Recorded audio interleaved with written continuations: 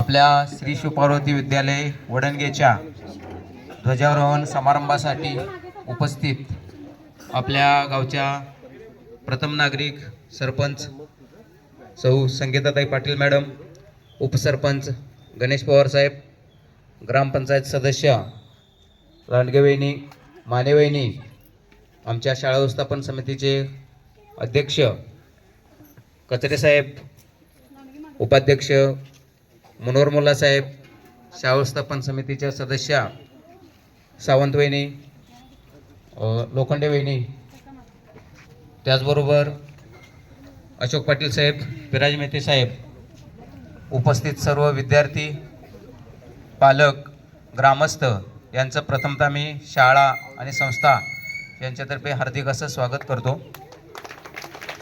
त्याचबरोबर ग्रामपंचायत सदस्य सतीश पाटील साहेब यांचं तिथं आगमन झालेलं आहे, त्यांचंही स्वागत करतो.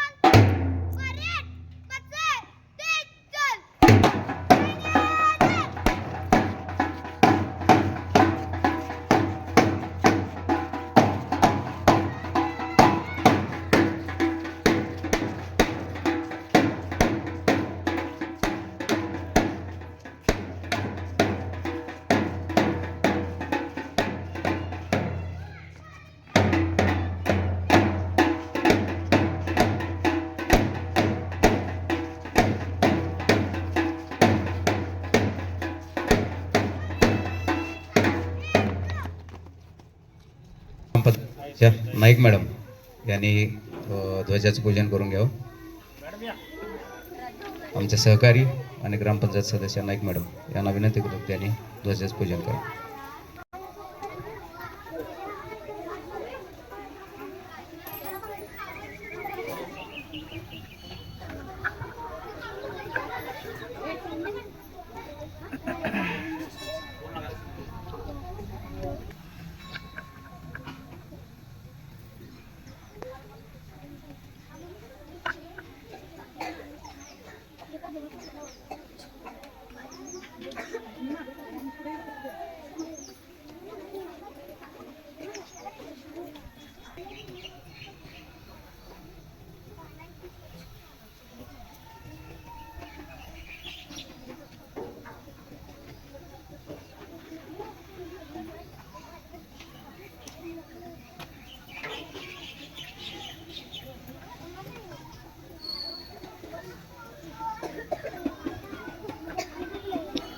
परेड सावधान.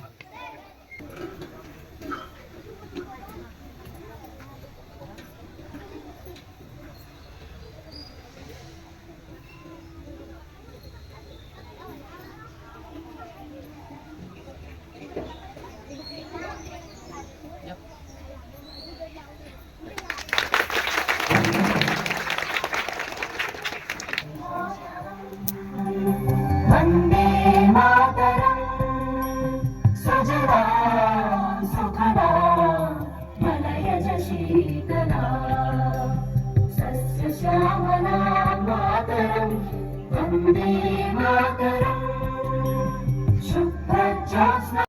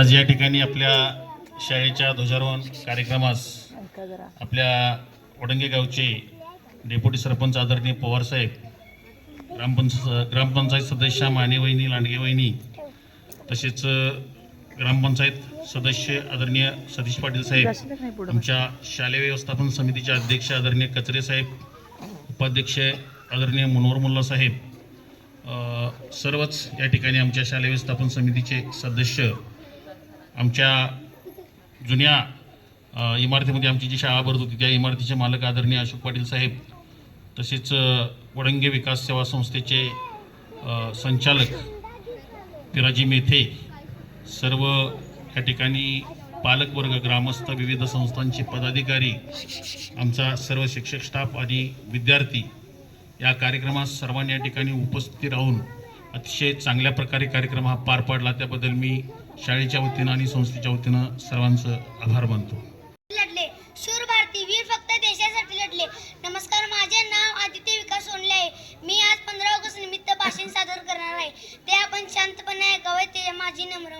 15 ऑगस्ट हा भारत इतिहासातील अतिशय महत्त्वाचा दिवस बनला होता. स्वातंत्र्य सैनिकांच्या अनेक कठोर संघर्ष आणि बलिदानानंतर भारत स्वतंत्र झाला होता.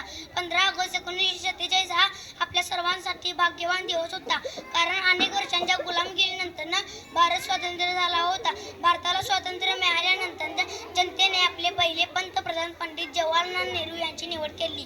त्यांनी प्रथमच राष्ट्रीय ध्वज नवी दिल्ली येथील लाल किल्ल्यावर भारत राष्ट्रीय ध्वज फडकवला होता.